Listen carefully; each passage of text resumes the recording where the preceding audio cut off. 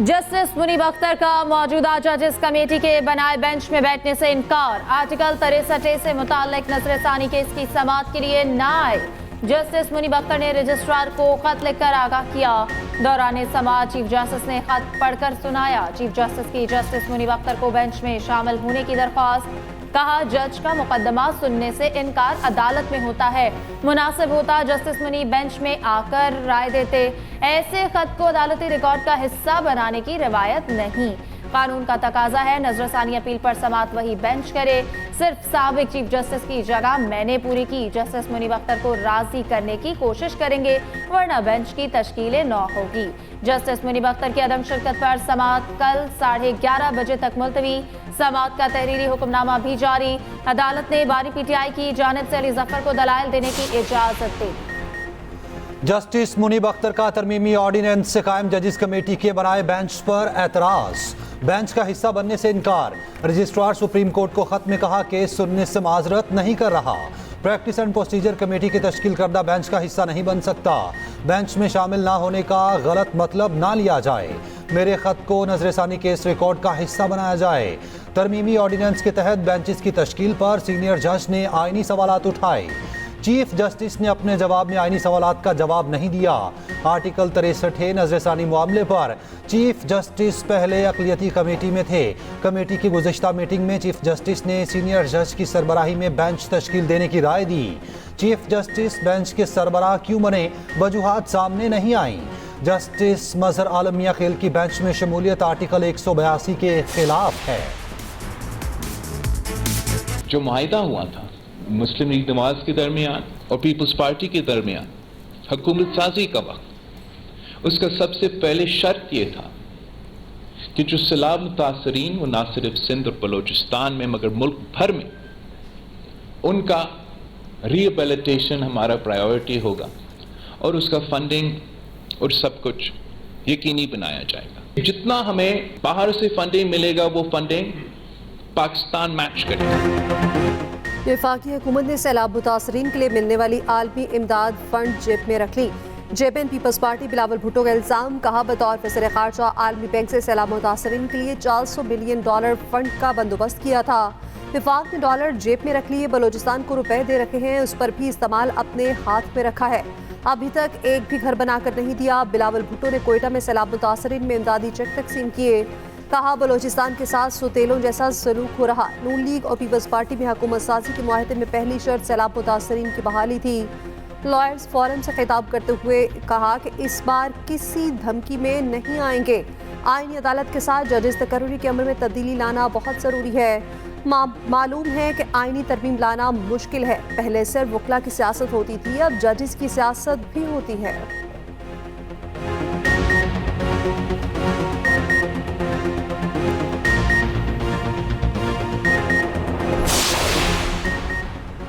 सिंजानी जलसे में तकारीर पर पीटीआई रहनुमाओं पर बगावत का मुकदमा दर्ज करने का फैसला। ज़राए के मुताबिक ज़ाब्ता फौजदारी के सेक्शन 196 के तहत हुकूमत दरख्वास्त जमा कराएगी। सेक्शन 196 के तहत दर्ज मुकदमात नाकाबिल ज़मानत होते हैं। पुलिस को गिरफ्तारी के लिए वारंट की भी ज़रूरत नहीं होगी। वज़ारत कानून और वफाकी प्रोसिक्यूटर जनरल ने फैसले की तौसीक कर दी। मामले की वफाकी काबीना से बाज़ाब्ता मंजूरी ली जाएगी।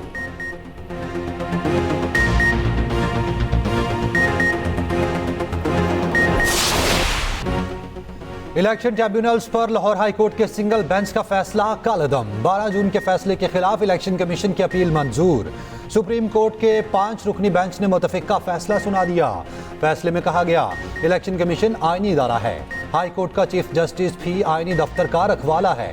दोनों फरीकैन में बराह रास्त मुलाकात होती तो मामलात इस नहज पर ना पहुँचते। जज ने इलेक्शन कमीशन और चीफ जस्टिस के माबैन मुज़ाकरात का फुक़दान मलहूज़ खातिर ना रखा। तनाज़ा जब आईनी इदारों के माबैन हो तो मोहतात रवैया अपनाया जाए। लाहौर हाई कोर्ट का फैसला बतौर अदालती नज़ीर पेश नहीं किया जा सकता। मामला अब हल हो गया, केस के फैसले की ज़रूरत नहीं।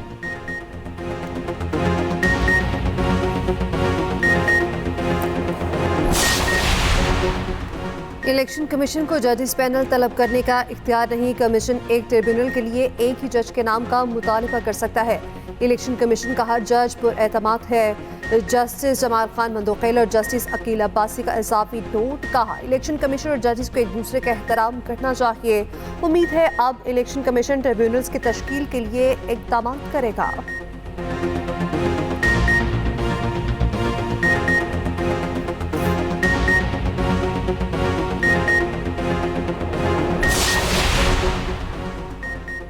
तोशा खानाटू केस में बानी पीटीआई और बुशरा बीबी की दरख्वास्त जमानत मुस्तरद। 2 अक्टूबर को फर्द जुर्म आयद की जाएगी। स्पेशल जज सेंट्रल शाहरुख अर्जुमन ने फैसला सुना दिया।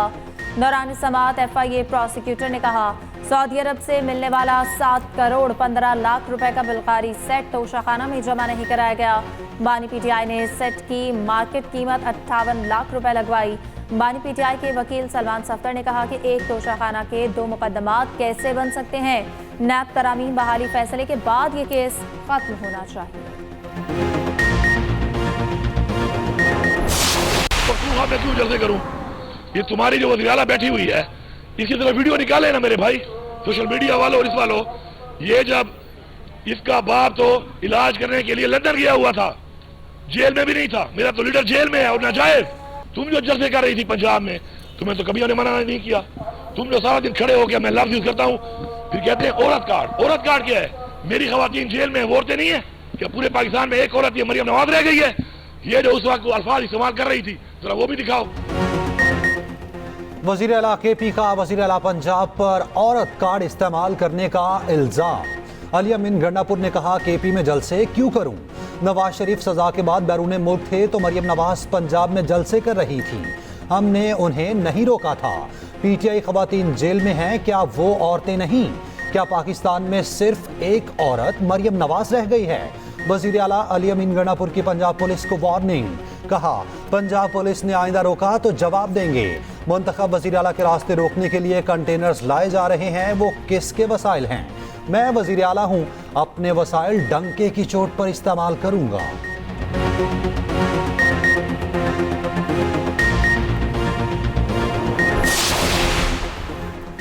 KP में गवर्नर राज के हामी नहीं, ये KP में मुकाबला पंजाब करना चाहते हैं जो नहीं होने देंगे। रियासत और इदारों को जल्द कोई फैसला ले लेना चाहिए। वज़ीर इत्तलात पंजाब अस्मा बुखारी कहती हैं जलसे के दिन किसी पुलिस एहलकार के पास असलहा नहीं था, 25 पुलिस वाले जख्मी हुए। PTI का कोई भी रुकन जख्मी नहीं हुआ।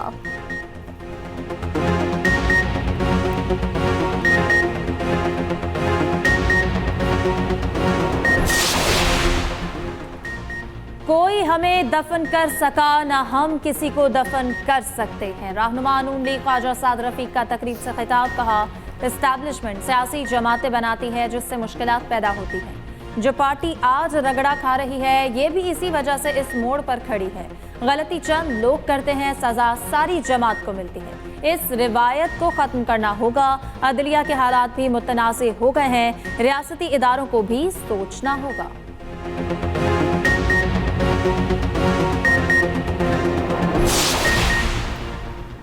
लापता अफराद केस में वज़ीर आला KP पेशावर हाई कोर्ट में पेश।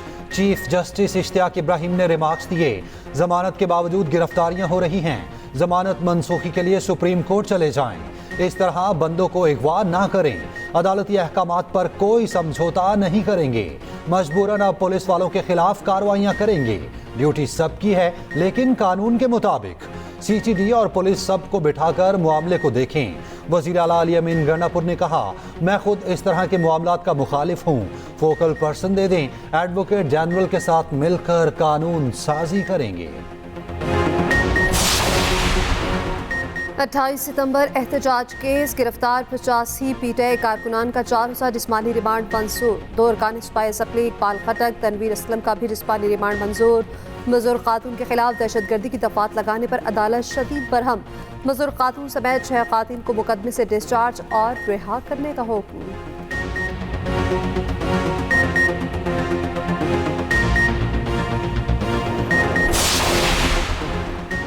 सेक्रेटरी दिफा और सेक्रेटरी दाखिला की साबिक सुप्रिंटेंडेंट अडयाला जेल मोहम्मद अकरम की अपनी तहवील में होने की तरदीद। Lahore High Court Rawalpindi bench में रिपोर्ट जमा करा दिया।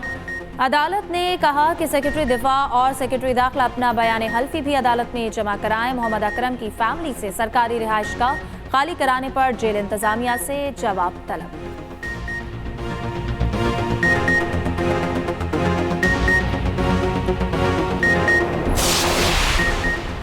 वज़ीर-ए-आला पंजाब मरियम नवाज का एक और वादा पूरा। होनहार स्कॉलरशिप प्रोग्राम के लिए रजिस्ट्रेशन शुरू। 68 डिसिप्लिन पे सालाना 30,000 तलबा को स्कॉलरशिप दी जाएगी।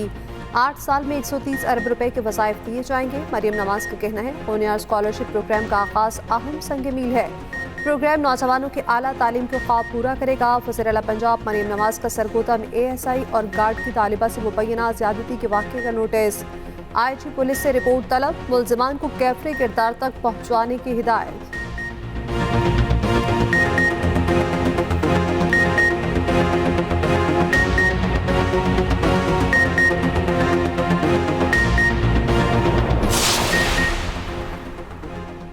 बलूचिस्तान में मिलिट्री ऑपरेशन की जरूरत नहीं। मासूम लोगों के खून से होली खेलना अफसोसनाक है। वज़ीर आला बलूचिस्तान सरफराज बुगटी की न्यूज़ कॉन्फ्रेंस। कहा बलूचिस्तान के मासूम बलोचों को वरगलाया जाता है। तशद्दुद के रास्ते की बजाय बलूचिस्तान के आवाम की खिदमत करें। हम सूबे की बच्चियों को तालीम दे रहे हैं।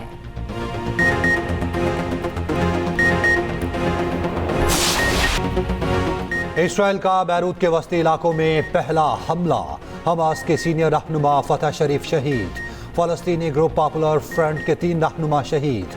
सेहूनी फोर्सेस का यमन के साहली शहर अल हुदैदा पर बड़ा फजाई हमला। 4 अफराद शहीद, 29 जख्मी।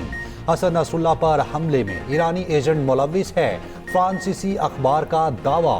हिज़्बुल्लाह का शुमाली इसराइल पर पहली बार बैलिस्टिक मिसाइल हमला। खाली जगह पर गिरा, कोई जानी नुकसान नहीं हुआ।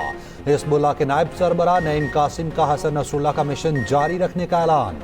कहा इसराइल के ज़मीनी हमले का मुकाबला करने के लिए तैयार हैं। लेबनान के कायम मुकाम वज़ीर आज़म का फौरी जंगबंदी का मुतालबा।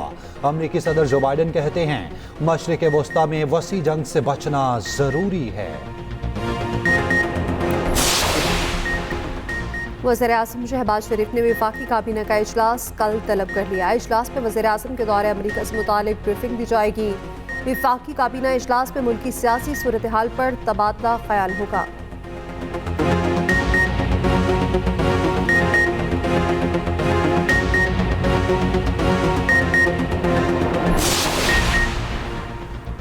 इनकम टैक्स गोशवारे जमा कराने की आज आखिरी तारीख। गोशवारे जमा कराने के लिए FBR के तमाम दफातर रात 12 बजे तक खुले रहेंगे। FBR के मुताबिक 28 सितंबर तक 29 लाख गोशवारे जमा हुए।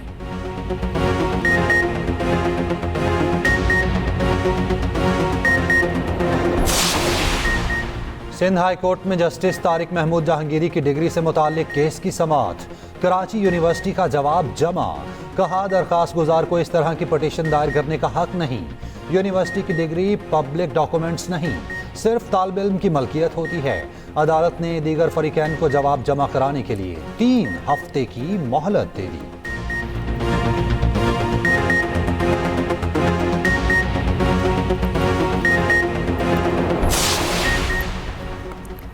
Chief Justice Lahore High Court का बड़ा फैसला। करप्शन पर सिविल जज बरतरफ, 2 को दीगर जुराइम पर सजाएं। सिविल जज शाजिया परवीन नौकरी से फारिग। सिविल जज शहबाज हुसैन की 4 ग्रेड तनसली। एडिशनल सेशन जज अब्दुल्ला उस्मान को जुर्माना।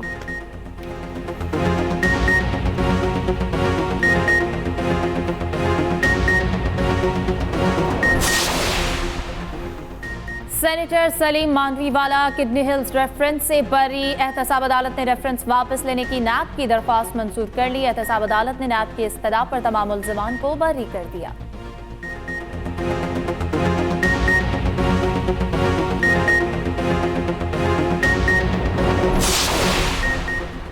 पीपल्स पार्टी का एक बार फिर पावर शेयरिंग फार्मूले पर अमल ना होने का शिकवा। रहनुमा पीपल्स पार्टी हैदर गिलानी कहते हैं कि पंजाब में पावर शेयरिंग फार्मूले पर कोई पेशरफ्त नहीं हो सकी। तहरीरी मुआहिदे के बावजूद उस पर अमल दरामद नहीं हो सका। मुस्लिम लीग नून हमसे दूर भाग रही है।